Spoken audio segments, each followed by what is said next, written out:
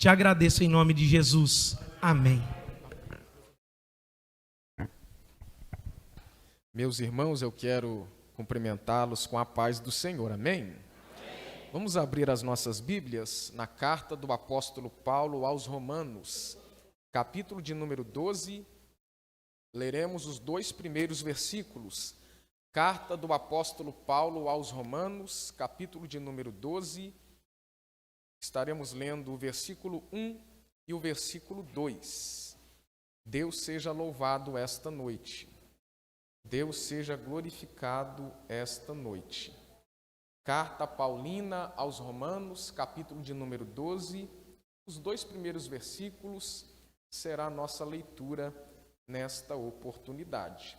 Os irmãos que encontraram, por gentileza, digam amém. Amém. O texto sagrado diz assim: Rogo-vos, pois, irmãos, pela compaixão de Deus, que apresenteis o vosso corpo em sacrifício vivo, santo e agradável a Deus, que é o vosso culto racional. E não vos conformeis com este mundo, mas transformai-vos pela renovação do vosso entendimento, para que experimenteis qual seja a boa, agradável e perfeita vontade de Deus. Assentai-vos glorificando ao Senhor, exaltando o seu santo nome, bendizendo ao Deus Todo-Poderoso.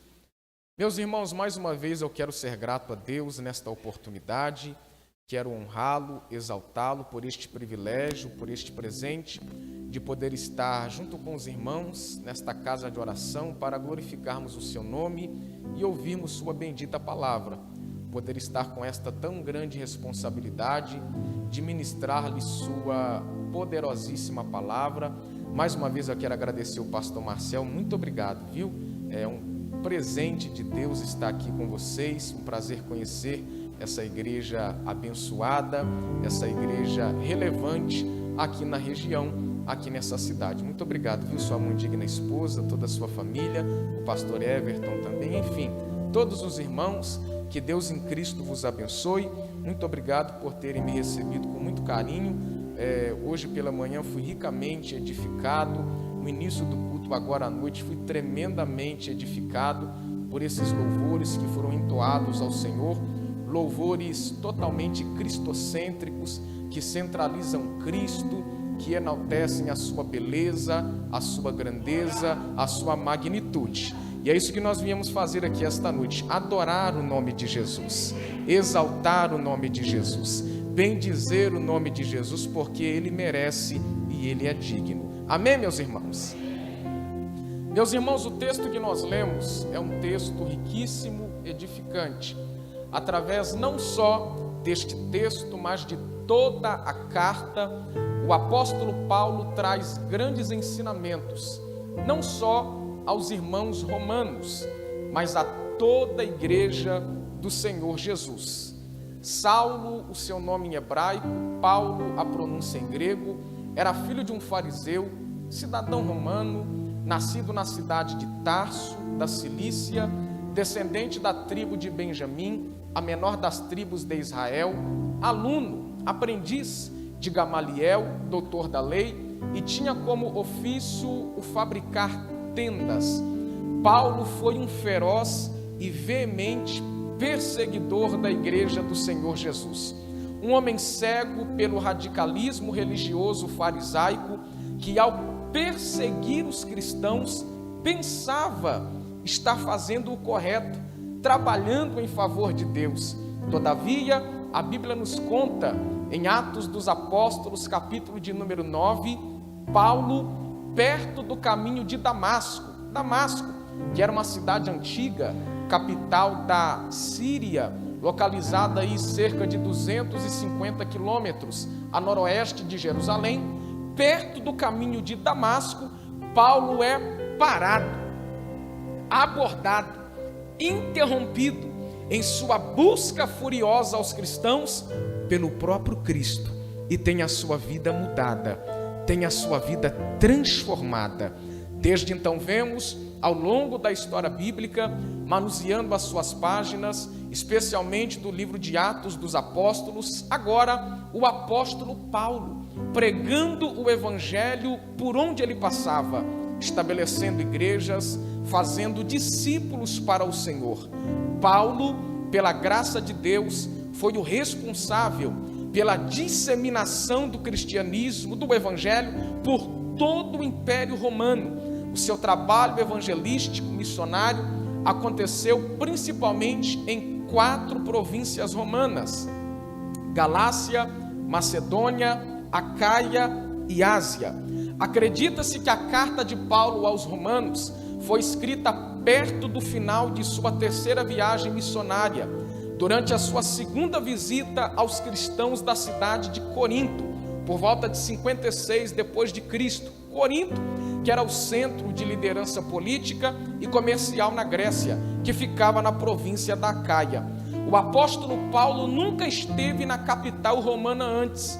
Muito provavelmente a igreja em Roma foi fundada por irmãos que haviam se convertido no dia de Pentecoste em Jerusalém, em Atos capítulo 2, como a pregação de Pedro, que retornaram para Roma pregando o evangelho, onde o número de discípulos foi se multiplicando. É verdade, nós temos uma informação no final da carta, no capítulo 16, versículo 22, que esta foi escrita por um homem chamado Tércio. Tércio provavelmente foi um assistente do apóstolo Paulo, a quem Paulo ditou a carta para que fosse escrita.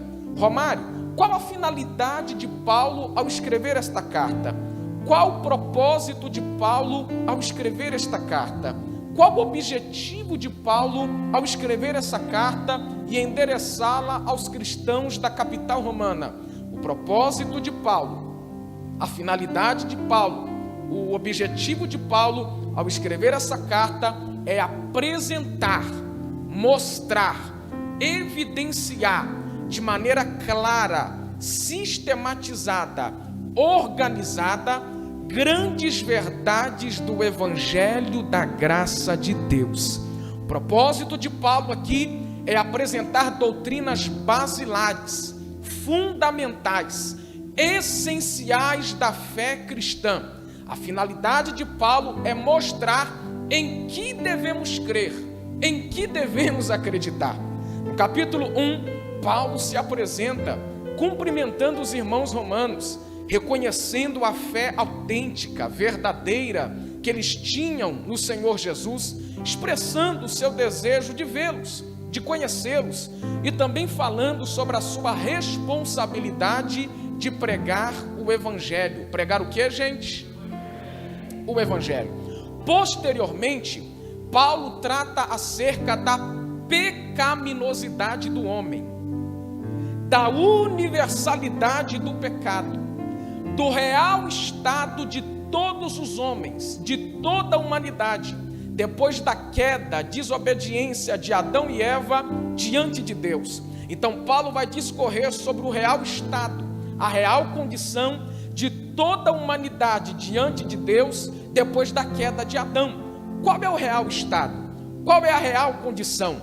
Pecadores, inimigos de Deus, mortos espiritualmente em delitos e pecados, por natureza filhos da ira, incapacitados de salvarem a si mesmos. Romanos capítulo 3, versículo 23. Porque todos, sem exceção, não é 90%, não é 99%, 50%, é todos pecaram e destituídos, separados, longes, afastados, distanciados estão da glória de Deus. Então Paulo trata acerca do pecado, do problema do pecado e das consequências do pecado. Romário, se toda a humanidade, depois da queda de Adão, encontra-se nesta condição de morte espiritual, de inimigos de Deus, de culpados, de incapacitados de salvarem a si mesmos, e agora, o que será da humanidade? Mais adiante, Paulo discorre sobre a providência de Deus. em relação ao problema do pecado. O que Deus fez para salvar pecadores indignos, mortos espiritualmente? O que Deus fez? Deus enviou seu Filho unigênito Jesus Cristo para morrer na cruz do Calvário, para pagar a nossa dívida com Deus, para sofrer o nosso castigo, para sofrer a nossa punição, para nos absolver da condenação eterna, para nos reconciliar com Deus, para nos perdoar, para nos vivificar, para nos justificar unicamente pela fé no seu nome. E aqui está um dos principais temas da carta de Paulo aos Romanos: a justificação unicamente pela fé em Cristo. Pela fé em quem? Em Cristo. Essa palavra justificação, oriunda da raiz grega de kaiosine, denota alguém que é inocentado, declarado justo, inocente, não pelos seus próprios méritos, mas pelos méritos de outra pessoa. Imagine comigo em um tribunal, onde o réu, o culpado, ele é inocentado, declarado justo, inocente, não porque merece, não porque é digno, mas porque alguém assumiu a sua culpa, alguém assumiu o seu lugar, alguém sofreu o seu castigo, alguém sofreu a sua punição, alguém pagou a sua dívida. Será que você está se lembrando de alguém que fez isso por você? Que assumiu a sua culpa? Que pagou a sua dívida? Que sofreu o seu castigo? Que sofreu a sua punição? Quem, Romário? Colossenses capítulo 2, versículo 14. Havendo riscado a cédula que era contra nós nas suas ordenanças, a qual de alguma maneira nos era contrária, e atirou do meio de nós, cravando-a na cruz. Eu me lembro de 2 Coríntios capítulo 5, versículo 19. Isto é, Deus estava em Cristo, reconciliando consigo o mundo, não lhes imputando seus pecados, e pôs em nós a palavra da reconciliação. Você foi reconciliado com Deus pela fé. Me lembro também de 2 Coríntios capítulo 5, versículo 17. Assim que, se alguém está em Cristo, nova criatura é. As coisas velhas já se passaram, eis que tudo se fez novo. Me lembro também de Romanos capítulo 5, versículo 1. Sendo, pois, justificados pela fé, temos paz com Deus por nosso Senhor Jesus Cristo. Me lembro ainda de Romanos capítulo 5, versículo 8. Mas Deus prova o seu amor para conosco, em que Cristo morreu por nós, sendo nós ainda pecadores. Me lembro ainda de Romanos capítulo 8, versículo 1 e 2. Portanto, agora nenhuma condenação há para os que estão em Cristo Jesus, que não andam segundo a carne, mas segundo o Espírito. Porque a lei do Espírito de vida em Cristo Jesus me livrou da lei do pecado e da morte. Pela fé em Cristo, nós somos justificados, reconciliados com Deus, perdoados, vivificados, restaurados para viver para a glória, louvor e adoração do nosso Deus. Então, quando o adversário de nossas almas usar alguém ou alguma situação para apontar o dedo para você e te acusar, lembre-se do que Paulo escreve aos Romanos, capítulo 8, versículo 31. Que diremos, pois, a essas coisas? Se Deus é por nós, quem será contra nós? Quando o diabo usa alguém para apontar o teu passado, o teu pecado, faz o seguinte: lembra ele do futuro dele. No passado você errou mesmo, pecou mesmo, falhou mesmo, estava sob densas trevas, na escuridão, mergulhado no pecado, escravo do pecado, mas Deus olhou para nós com um olhar de misericórdia, estendeu as suas mãos poderosas de graça, nos arrancou do lamaçal do pecado, nos deu vida, nos trouxe trouxe para a sua maravilhosa presença, mas o destino do nosso adversário Satanás já está determinado, lago de fogo e enxofre, enquanto que a igreja estará na eternidade para todo sempre, adorando e glorificando o nome do Senhor. Olha lá, agora é crente, pintou e bordou, fez o que não devia, agora está carregando a Bíblia debaixo do braço. É isso mesmo, eu fui lavado e remido pelo sangue de Jesus. Quando o adversário tentar usar alguém para te apontar, para te acusar, lembre-se do que Paulo escreve aos Romanos, capítulo 8, versículo 33, essa aqui a gente vai ter que dar um glória bem mais bonito para Jesus. Romanos capítulo 8, versículo 33, quem intentará acusações contra os escolhidos de Deus? É Deus quem os justifica, é Deus quem os justifica, é Deus quem os justifica. Oh, aleluia, oh, glória a Deus, oh, aleluia. Fomos justificados pela fé em Cristo. Estávamos perdidos sob densas trevas, mas Ele nos amou incondicionalmente e nos trouxe para a sua maravilhosa presença. Outrora estávamos sob o pecado, para servir o pecado, para agradar o pecado, mas agora estamos na presença de Deus para servir a Deus, para agradar a Deus. Pela desobediência de Adão, sua culpa foi imputada sobre toda a sua descendência, sobre toda a humanidade, mas pela obediência de Cristo Jesus, a sua justiça é imputada sobre todo aquele que pela graça responde positivamente ao chamado do Evangelho para a salvação. É por isso que nós estamos aqui esta noite, porque a graça nos alcançou, o poder de Deus nos resgatou, a maravilhosa misericórdia de Deus nos atingiu, e aqui nós estamos para adorar, exaltar, bendizer e glorificar o seu santo nome na beleza da sua santidade.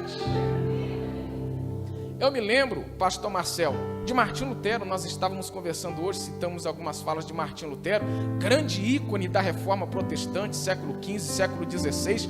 Eu me lembro, alguns dizem, a história diz, uns dizem que em visão, outros dizem que foi em sonho, outros dizem que foi literalmente, mas está lá na história, que Martinho Lutero, o diabo apareceu para ele. E quando ele aparece para Martinho Lutero, ele aparece com uma lista contendo todos os pecados de Martinho Lutero e começou a acusá-lo. Está vendo, Martinho? Aqui estão todos os seus pecados. Esse Deus que você anuncia agora, que não compactua com o pecado, será que ele te recebe mesmo? Será que ele te aceita mesmo? E Martinho Lutero, cheio de Deus, vira para o diabo e diz para ele: você só esqueceu de escrever uma coisa aí. Quem sabe é mais pecado, né? São tantos pecados cometidos. Não, você só esqueceu de colocar uma coisa aí que é mais importante do que todos esses pecados. O quê? Martinho Lutero, cheio do Espírito Santo, disse: escreve bem em cima, 1 João capítulo 1, versículo 7, o sangue de Jesus Cristo, seu Filho, nos purifica de todo o pecado. Então, pela fé em Cristo, nós somos purificados, resgatados, justificados para a glória de Deus. Então, o que eu devo fazer para ser salvo? Esta pergunta é a mesma feita pelo carcereiro para Paulo e Silas em Atos capítulo 16, versículo 30. Senhores, o que é necessário que eu faça para me salvar? E qual foi a resposta no versículo 31? Disseram-lhes: crê no Senhor Jesus Cristo e serás salvo, tu e a tua casa. Eu preciso crer em Cristo, você precisa crer em Cristo, nós precisamos crer em Cristo para sermos salvos, nós precisamos responder positivamente ao chamado da salvação, convencidos pelo Espírito Santo, para sermos salvos para a glória de Deus, para o louvor de Deus, para o culto ao nome de Deus, somente por meio de Cristo Jesus. Não existe caminho B, alternativa C, o caminho é Cristo, a alternativa única é Cristo Jesus. Eu me lembro de Atos capítulo 4, versículo 12. Atos capítulo 4, versículo 12, que não existe salvação fora do nome de Jesus. Romanos capítulo 10, versículo 9, a saber, se com a tua boca confessares a Cristo como Senhor, e em seu coração creres que Deus o ressuscitou dos mortos, serás salvo. 1 Timóteo 2,5, porque há um só Deus e um só mediador entre Deus e os homens, Jesus Cristo, homem. Foi Ele quem te salvou, foi Ele quem te resgatou, foi Ele quem te libertou. Nós louvamos aqui no começo, Ele nos libertou de nós mesmos e nos deu vida para a glória do seu santo e poderoso nome. Pois bem, então essas são doutrinas basilares, fundamentais, essenciais da fé cristã, que devemos crer, que devemos acreditar. O pecado, o problema do pecado, suas consequências, a universalidade do pecado, a incapacidade do homem para salvar a si mesmo, a providência de Deus para salvar pecadores indignos. E agora Paulo vai falar sobre um processo que ocorre somente na vida dos salvos, daqueles que nasceram de novo, daqueles que foram regenerados pelo Espírito de Deus, daqueles que se renderam à mensagem do Evangelho de Jesus Cristo. Este processo só acontece na vida destes. Que processo? O processo de santificação. Romanos capítulo 6, versículo 22, Paulo diz: mas agora, libertados do pecado e feitos servos de Deus, então é novo nascimento, tendes o vosso fruto para a santificação e por fim a vida eterna, porque o salário do pecado é a morte, mas o dom gratuito de Deus é a vida eterna por Cristo Jesus, o nosso Senhor. Então este processo que Paulo fala sobre agora, ele só é evidente, contínuo na vida do salvo, do regenerado, daquele que se rendeu a Cristo pela fé, convencido pelo Espírito Santo. A santificação é o modo como o Espírito Santo atua na vida do cristão, promovendo santidade.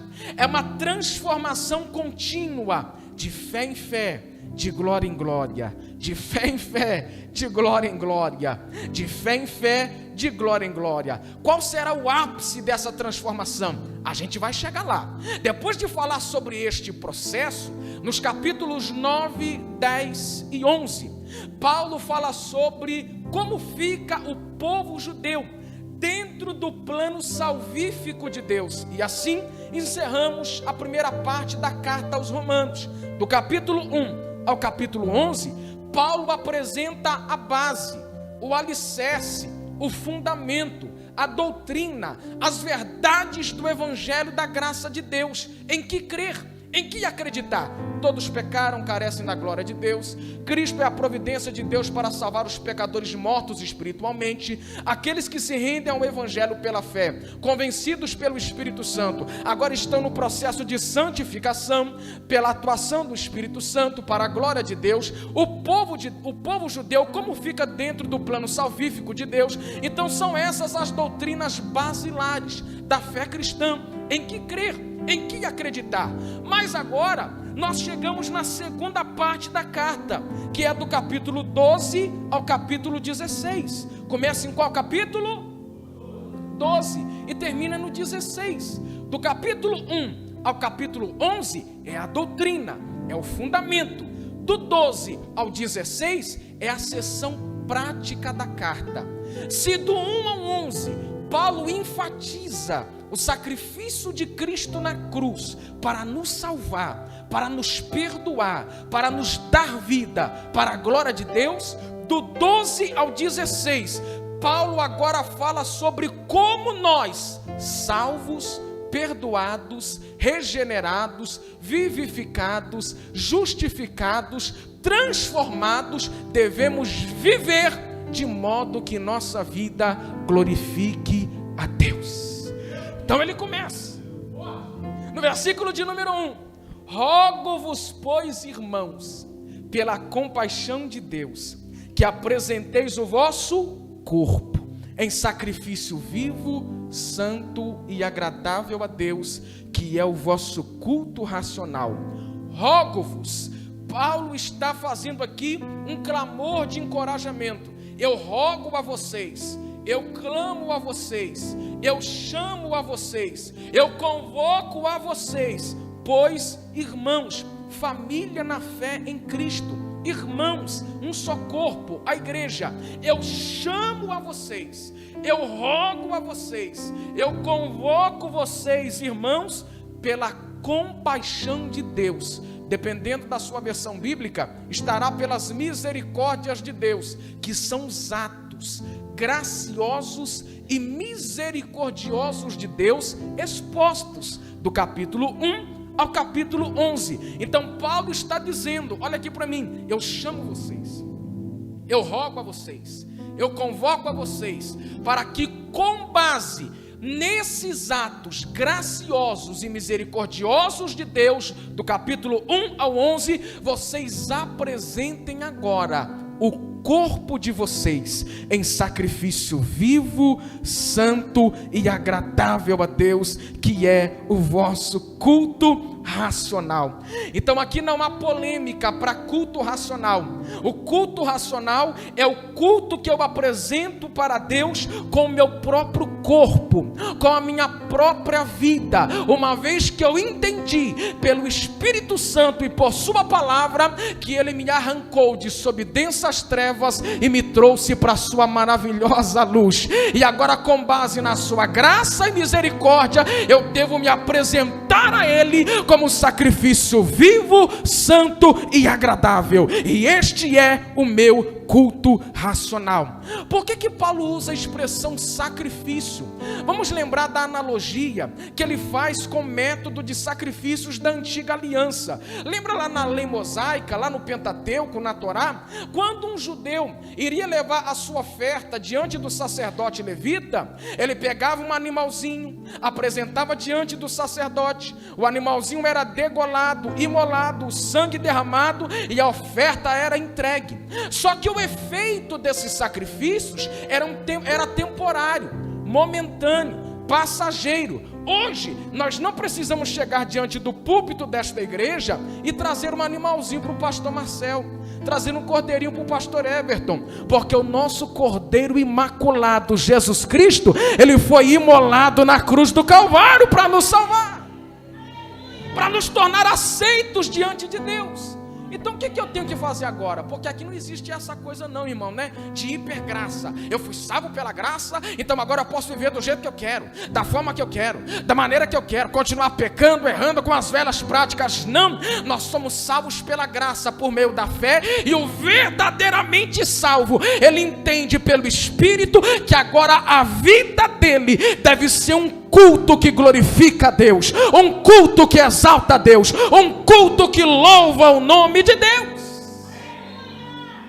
Então eu rogo a vocês para que, com base nessa graça e nessa misericórdia, vocês apresentem o corpo de vocês como sacrifício vivo. Porque o sacrifício no Antigo Testamento, morria no altar. Só que aqui o Paulo diz que nós devemos apresentar o nosso corpo como sacrifício vivo, santo e agradável a Deus. E esse sacrifício, que a nossa vida é o nosso corpo, é o culto que glorifica a Deus verdadeiramente. Conta-se uma historieta, talvez alguns já conheçam e outros não, de um rapaz. Ele era deficiente, não tinha uma de suas pernas, e ele, ao ouvir a mensagem do Evangelho, ele é tocado pelo Espírito Santo. E convencido pelo Espírito Santo, ele decide ir com toda a sua dificuldade, se arrastando, entrar dentro de uma igreja onde estava sendo anunciado o Evangelho, próximo de onde ele fora abordado. Ele vai com toda a sua dificuldade, se arrastando. Ele vai se arrastando. Quando ele entra dentro daquela igreja, toda a igreja percebeu a sua presença, e a igreja começa a ficar em silêncio. O pastor interrompe o seu sermão, e quando ele chega diante do púlpito com toda dificuldade, com os olhos cheios de lágrimas, ele pergunta para o pastor: pastor, será que Deus aceita um homem pela metade? O pastor, cheio do Espírito Santo, vira para ele e diz: meu filho, Deus aceita um homem pela metade, mas que se entrega por inteiro, mas não aceita um homem inteiro que se entrega pela metade. E a pergunta esta noite para mim e para você é: você veio cultuar a Deus por inteiro ou pela metade? 100% ou 50%? Totalmente ou parcialmente? Deus nos trouxe aqui para nos entregarmos por completo, por inteiro, a nossa vida como um culto de adoração a Deus. Você veio aqui para isso? Você veio aqui para isso? Você veio aqui para isso? Então mostre que você veio para se derramar diante da presença dele por inteiro. Vocês devem apresentar o corpo de vocês como sacrifício vivo, santo e agradável, que é o vosso culto racional. Essa palavra racional aqui, da raiz grega logiken, traduzida na nossa linguagem para lógica, significa culto lógico, culto coerente, culto espiritual. Ou seja, eu preciso saber o que eu estou fazendo, o porquê que eu estou fazendo e com base em que eu estou fazendo. Este culto é um culto coerente. Deve haver uma coerência entre o que eu faço aqui dentro, no ambiente de congregação, e o que eu faço lá fora. Deve haver uma concordância, uma harmonia, uma compatibilidade entre o que eu faço aqui dentro, no ambiente de congregação, diante dos meus irmãos, e o que eu faço dentro da minha casa, no meu trabalho, na minha escola. Precisa haver uma coerência, uma harmonia, uma concordância. Aqui dentro eu levanto as minhas mãos, eu digo que Deus é santo, poderoso, glorioso, maravilhoso. Eu choro, me emociono, me alegro. Ao sair daqui, eu devo continuar glorificando a Deus com as minhas ações, com o meu comportamento, comprando e pagando, sendo honesto com o meu próximo, falando a verdade, honrando o pai e mãe. É um culto coerente, que tem concordância, compatibilidade. É um culto que agrada a Deus. O que eu sou aqui dentro, eu preciso ser na minha casa, eu preciso ser no meu trabalho, eu preciso ser na minha escola. Aqui dentro eu sou crente, eu tenho que ser crente na minha casa. Aqui dentro eu dou glória a Deus, lá fora eu devo glorificar a Deus com o meu comportamento, com a minha vida. Porque o culto racional é a vida por inteiro, onde nós estivermos glorificando a Deus para todo sempre. Se o culto racional é esse culto coerente, que tem essa harmonia entre o que eu faço aqui dentro e o que eu faço lá fora, em qualquer lugar, qual é o culto que não é racional, que não agrada a Deus? É o culto que, ao invés de haver uma coerência, há um contraste entre o que eu faço aqui e o que eu faço lá fora. Aqui dentro eu levanto as mãos, eu digo que Deus é bom, santo, justo, tremendo, fiel, leal, grande, maravilhoso. Eu choro, me emociono, me alegro, bato palma. Ao sair daqui, eu continuo mentindo deliberadamente, falando mal da vida dos outros, criticando a igreja do Senhor Jesus, murmurando contra o pastor, contra os irmãos, contra as irmãs, comprando e não pagando, sendo desonesto com meu próximo, desonrando o pai e mãe, xingando, falando palavrões. Esse culto não é racional, não é coerente, não tem harmonia, não tem concordância, não tem coerência, não tem compatibilidade, não agrada a Deus. Sabe o que a Bíblia diz? 1 João capítulo 2, versículo 6, aquele que diz que está nele que é em Jesus, também deve andar como ele andou. O homem que proclama Deus com os lábios, mas nega-o em sua forma de viver, constitui uma vergonha para o Evangelho. Mas nesta noite Deus nos trouxe aqui para renovar as nossas vidas, para fortalecer as nossas vidas, para fortificar as nossas vidas, para que continuemos glorificando a Ele por onde nós passarmos, testemunhando do amor de Deus, da graça de Deus e da misericórdia de Deus.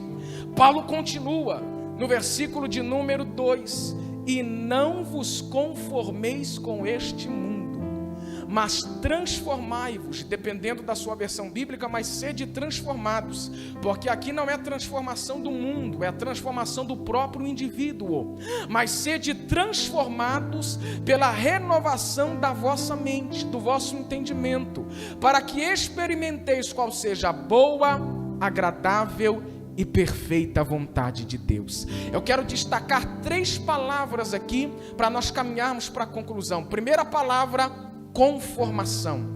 Segunda palavra, mundo. Terceira palavra, transformação. Você pode me ajudar? Qual é a primeira palavra? Qual? Segunda palavra. Terceira, mais uma vez para a gente memorizar. Qual é a primeira palavra? A segunda palavra.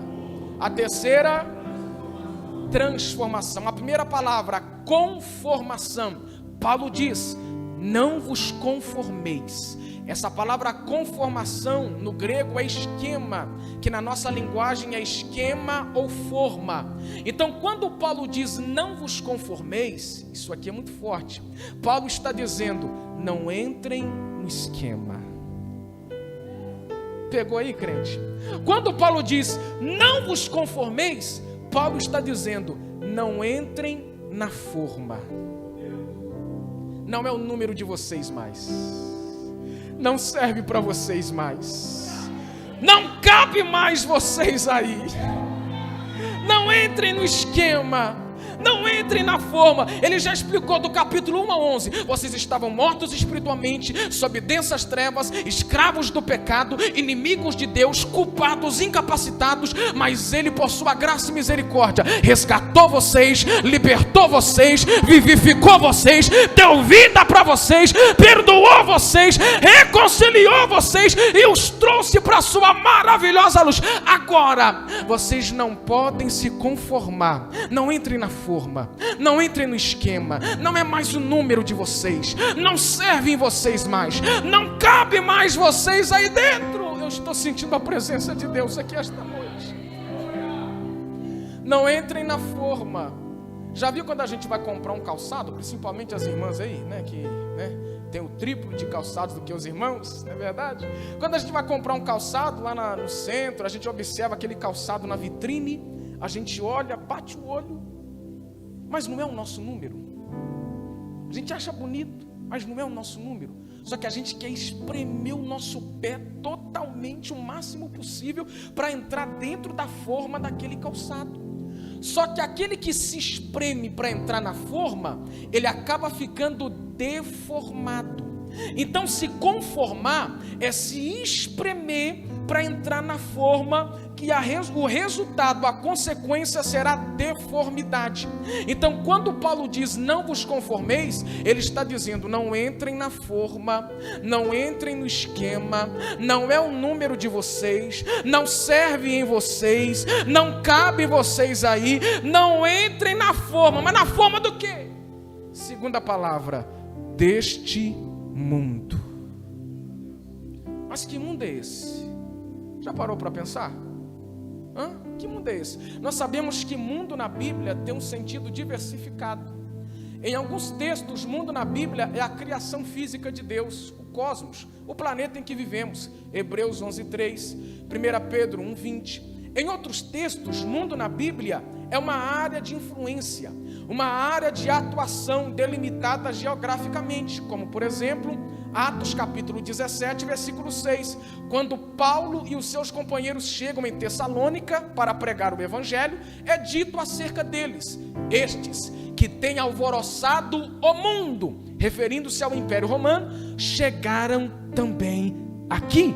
Em outros textos, mundo na Bíblia significa humanidade, seres humanos, todas as pessoas. E um texto clássico que comprova isso, que a igreja conhece, é João 3,16. Porque Deus amou o mundo de tal maneira que deu seu Filho unigênito, para que todo aquele que nele crê não pereça, mas tenha a vida eterna. 1 João 2,2. E ele é a propiciação pelos nossos pecados, e não somente pelos nossos, mas também pelos de todo o mundo, humanidade, pessoas, seres humanos. Mas também mundo, dependendo do contexto, ele também traz uma conotação negativa. Aonde? 1 João capítulo 2, versículo 15: não ameis o mundo, nem o que no mundo há, pois se alguém ama o mundo, o amor do Pai não está nele. Pois tudo o que há no mundo, a concupiscência da carne, desejos carnais desenfreados, a concupiscência da carne, a concupiscência dos olhos, a soberba da vida, não é do Pai, mas do mundo. E o mundo passa, e a sua concupiscência, mas aquele que faz a vontade de Deus permanece para sempre. Então este mundo de 1 João 2,15, não ameis o mundo, não pode ser o mundo de João 3,16, porque Deus amou o mundo de tal maneira. O mundo de João 3,16, porque Deus amou o mundo de tal maneira, é a humanidade. Mas o mundo de 1 João 2,15, não ameis o mundo, é um sistema de crenças, valores, ideologias que são contra Deus, contra a sua palavra, contra o evangelho, contra a sua igreja. E é deste sistema que jaz no maligno que o apóstolo Paulo está falando em Romanos 12:2. Não vos conformeis, não vos amoldeis, não entrem no esquema, não entrem na forma deste sistema que é contra Deus, que é contra a sua palavra, que é contra a sua igreja. Não se curvem diante desse sistema, mas sede transformados. Pelo quê? Pela renovação do vosso entendimento, da vossa mente, a maneira de enxergar as coisas, de pensar as coisas, a perspectiva sobre Deus, sobre a humanidade, sobre as pessoas, sobre as coisas. Sede transformados, é a terceira palavra, transformação. Transformação vem da raiz grega morfe ou morfê, que na nossa linguagem é metamorfose, é uma transformação profunda. Olha que interessante, se conformação se dá de fora para dentro, transformação, que é uma metamorfose, se dá de dentro para fora. E essa transformação ocorre por meio da renovação da mente. Essa transformação é esse processo que nós estamos vivenciando de santificação, de glória em glória, o Espírito Santo atuando na nossa vida. Pela renovação da mente, nós estamos sendo transformados continuamente. Mas qual é, pregador, o ápice dessa transformação, que é contínua, que é de fé em fé, que é de glória em glória? Pela renovação da mente. Como eu faço para ter a minha mente renovada? É uma ação do Espírito Santo na nossa vida. Quais recursos que ele utiliza? A sua palavra. Não é simplesmente ter um conhecimento técnico da palavra, é ler a palavra e a palavra te ler, é se envolver com a palavra e a palavra te envolver. Como diz o salmista no Salmo 1, é meditar na palavra dia e noite, é esconder a palavra dentro do coração, e a nossa mente vai sendo renovada, a nossa mente vai sendo renovada, a nossa mente vai sendo renovada pela palavra de Deus. E aí nós começamos a enxergar por uma outra perspectiva. Outrora enxergávamos Deus, as pessoas e as coisas por uma perspectiva equivocada, mas agora salvos, transformados e vivenciando essa transformação contínua pela santificação do Espírito, pela palavra, agora nós enxergamos pelas lentes do Evangelho, pelas lentes da palavra de Deus. Outro recurso que ele utiliza é a oração, é o relacionamento com Deus. E o outro recurso é a adoração coletiva, quando nós entronizamos Deus, glorificamos a Ele, falamos os seus atributos, elevamos os nossos pensamentos às alturas, a nossa mente vai sendo transformada, renovada, e o poder de Deus vai envolvendo a nossa vida para a glória de Deus. Romário, como nós terminamos? O ápice dessa transformação, qual a finalidade dela? Paulo mostrou a base doutrinária do Evangelho, as verdades essenciais do Evangelho, em que crer, em que acreditar. Agora, salvos, perdoados, reconciliados pela fé, nós não devemos entrar na forma deste sistema que é contra Deus e a sua palavra, mas devemos ser transformados continuamente pela renovação da mente, pelo Espírito, pela palavra, pela oração, pela adoração coletiva. Mas qual é a finalidade dessa transformação? Por que Deus quer essa transformação sobre nós? Eu sinto a graça de Deus aqui hoje. O versículo 2 diz: para que experimenteis qual seja a boa, agradável e perfeita vontade de Deus. Como que nós experimentamos a boa, agradável e perfeita vontade de Deus? Quando nós somos transformados continuamente pela renovação da mente, pelo Espírito Santo, pela palavra, pelo relacionamento com Deus, pela adoração coletiva em igreja, em família. Assim nós experimentamos a boa, agradável e perfeita vontade de Deus. Qual é o ápice dessa transformação e por que desta finalidade de experimentar a boa, agradável e perfeita vontade de Deus? Se coloque de pé esta noite, glorificando ao Senhor. Irmãos, eu estou sentindo a graça de Deus aqui. Estou sentindo Deus falando conosco aqui por meio de sua palavra. Isso aqui é para quem ainda crê que Deus fala, que Deus reveste a sua igreja, que Deus encoraja a sua igreja, que Deus anima a sua igreja. Hoje pela manhã e durante a semana o pastor me falou que nós estamos ouvindo aqui sobre o arrebatamento, a esperança da igreja. Cristo está voltando para nos buscar, você crê nisso? Qual é o ápice dessa transformação? Nós vamos terminar. Qual é o ápice? Qual é esta finalidade? Qual é a vontade de Deus que é boa, agradável e perfeita para mim, através dessa transformação pela renovação da mente? Formar em nós o caráter de Cristo, nos tornar semelhantes a Cristo. Como? Se prepare para se derramar mais e mais na presença de Deus. Como, Romário? Nos tornar semelhantes a Cristo. Este é o ápice dessa transformação, deste processo que nós estamos vivenciando. Quando será, Romário? Romanos capítulo 8, versículo de número 29. Porque os que dantes conheceu, também os predestinou para serem conformes à imagem de seu Filho.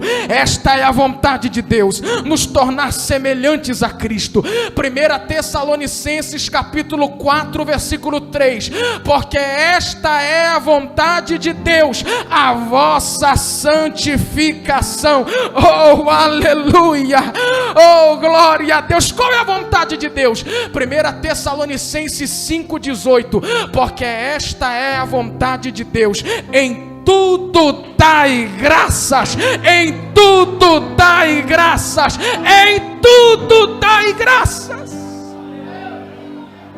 Acabou, Romário? Para terminar, qual é a vontade de Deus? Nos tornar semelhantes a Cristo. Como? 1 João, capítulo 3. Eu sinto a presença de Deus aqui. Versículo de número 2.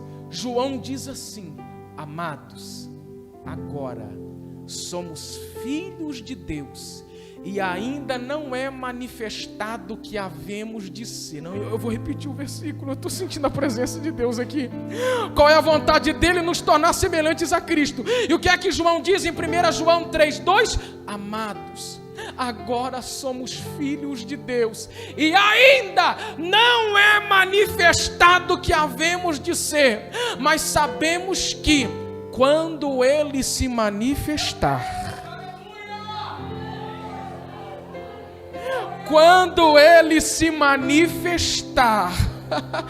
quando ele se manifestar, seremos semelhantes a ele, semelhantes a ele, semelhantes a ele, semelhantes a ele. Aplauda o nome de Jesus, porque ele merece. Porque assim como ele é, o veremos.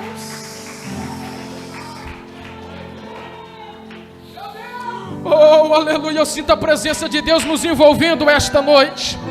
Eu sinto a presença de Deus nos envolvendo esta noite.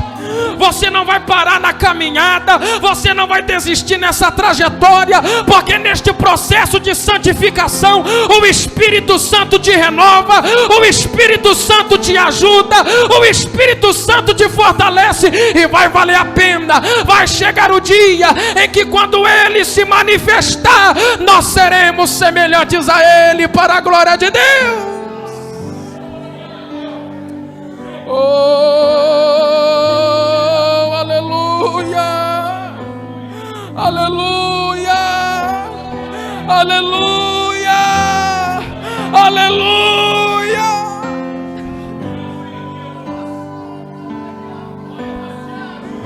Feche os teus olhos e comece a adorar o nome de Jesus esta noite. Vai valer a pena toda renúncia, vai valer a pena todo não para o pecado, vai valer a pena todo não para a promiscuidade, vai valer a pena resistir às tentações pela causa de Cristo, porque a vontade dEle é nos fazer semelhantes a Ele, para a glória dEle, para o louvor dEle, a vontade de Deus.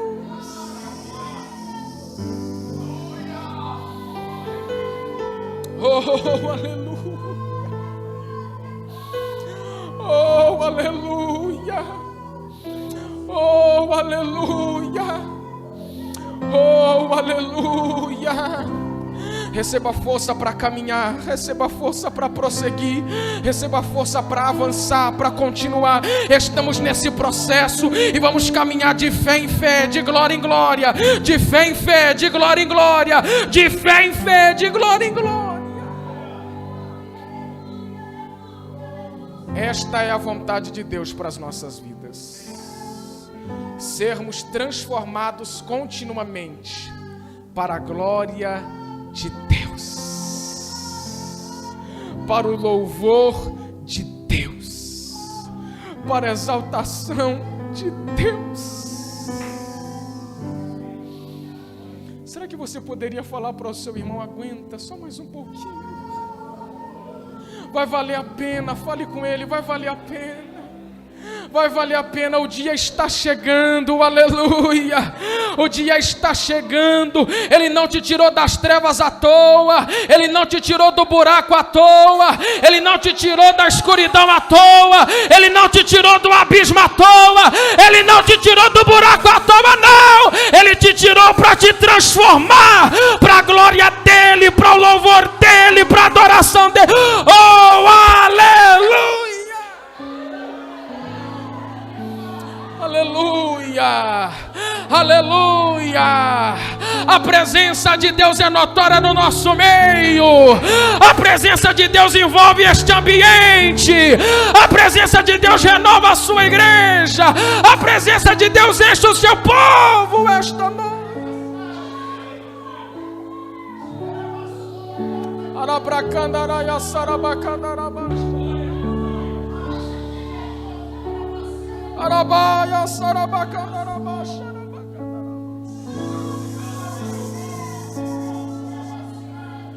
Oh Deus, nós te agradecemos pela tua presença esta noite. Nós te glorificamos por ter nos arrancado do pecado, de sob dessas trevas, e nos trazido para a sua maravilhosa luz.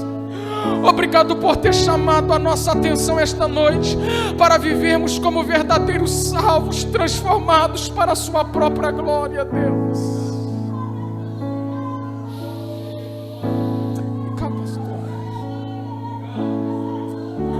Aleluia, aleluia. Essa palavra do apóstolo Paulo aos Romanos se resume, fique ligado, não pare, se resume da seguinte maneira: agora, pelas misericórdias de Deus, devemos viver como verdadeiros filhos de Deus. Você pode aplaudir o Senhor? Você pode levantar as suas mãos? Só quero te falar que teu é o reino e a glória para sempre. Teu é o domínio e o poder. Amém.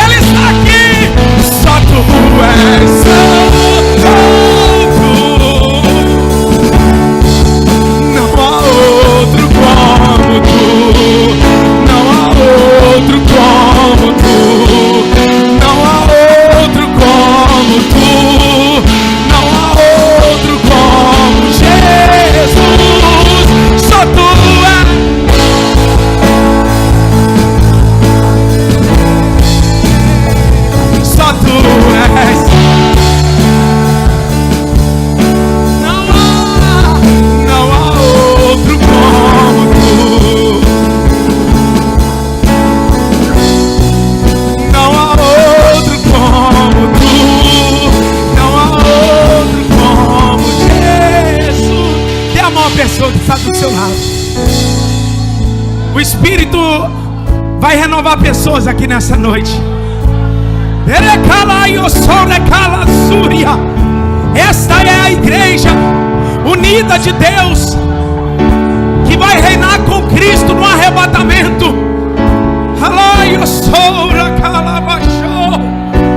Ore agora, Espírito Santo.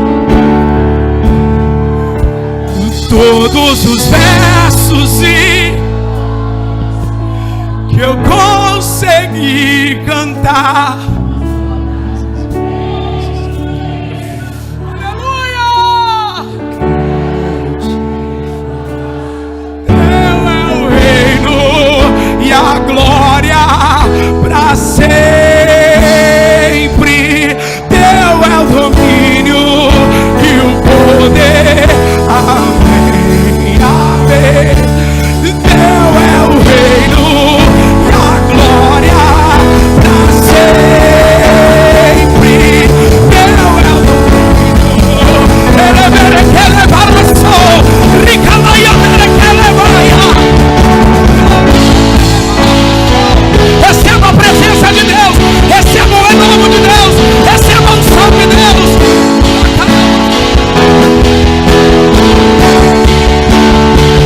Só tu és santo,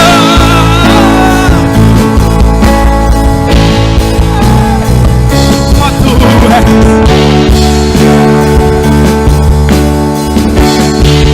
Não há outro como tu, não há outro como tu, não há outro como tu, não há outro como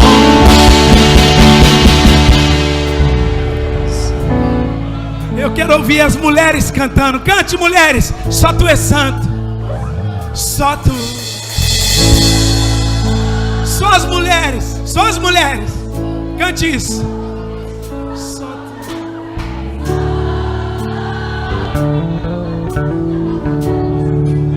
Não há outro.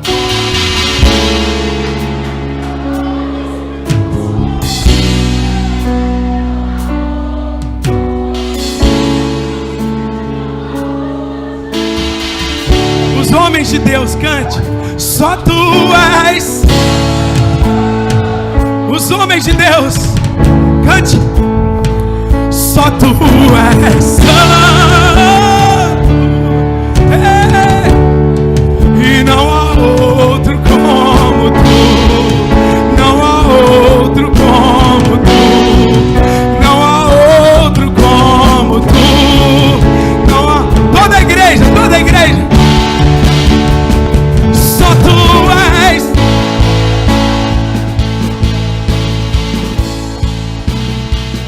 Só tu és.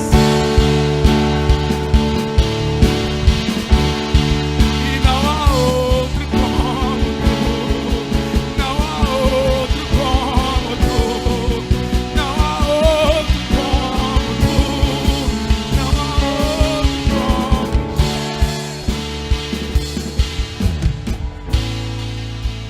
Você pode aplaudir o Senhor. Deus está trazendo renovo para o seu coração. A vida do Espírito Santo na igreja transformada, edificada por Deus.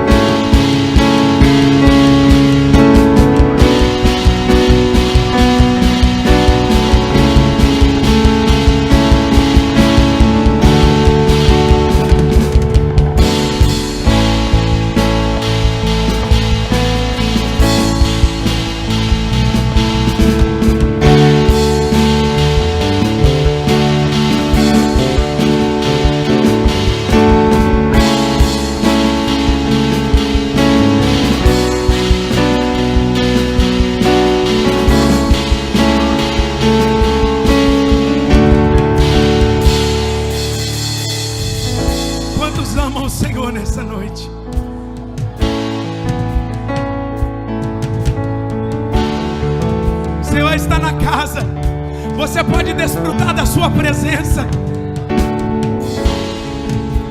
E essa presença está fluindo em cada coração. Quem está precisando de um renovo, pode receber o renovo.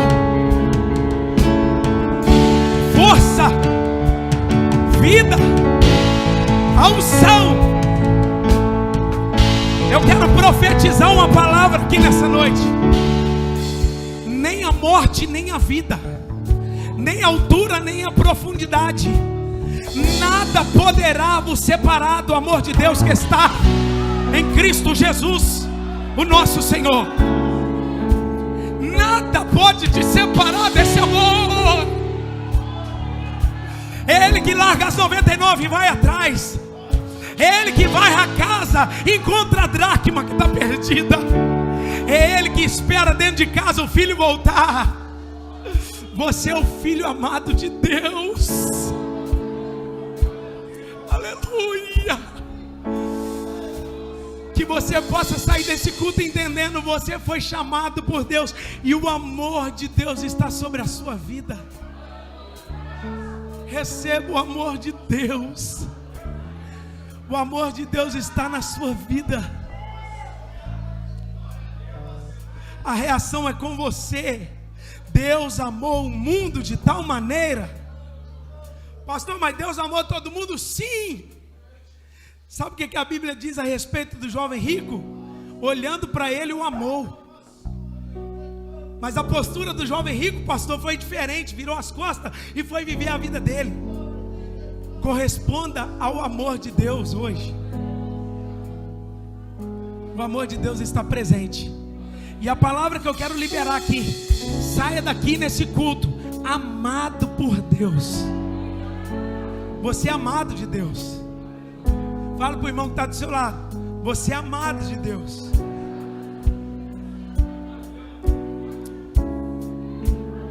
Amado e amada de Deus. Tem um renovo aqui de Deus, não dá vontade nem de acabar esse culto.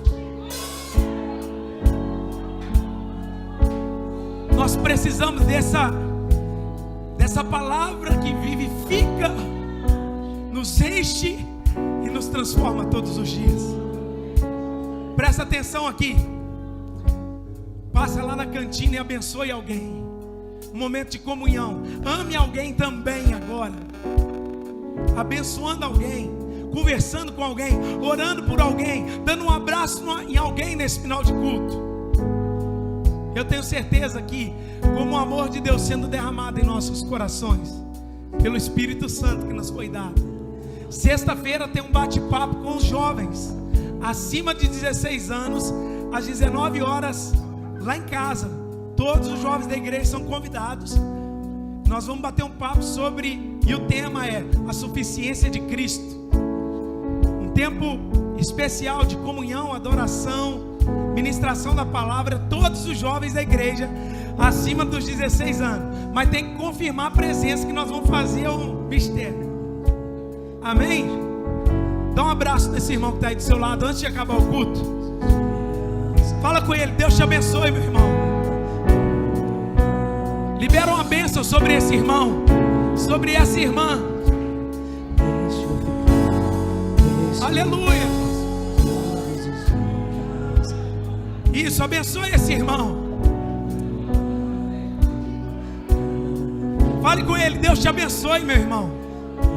Seja abençoado, meu irmão. Agora olha para mim, faça assim: que o grande amor de Deus Pai, a graça salvadora de nosso Senhor e Salvador Jesus Cristo, a doce comunhão, consolação do Espírito Santo, seja com toda a igreja que aguarda ansiosamente a vinda de Cristo Jesus até o arrebatamento. E a igreja diz: da minha vida uma coisa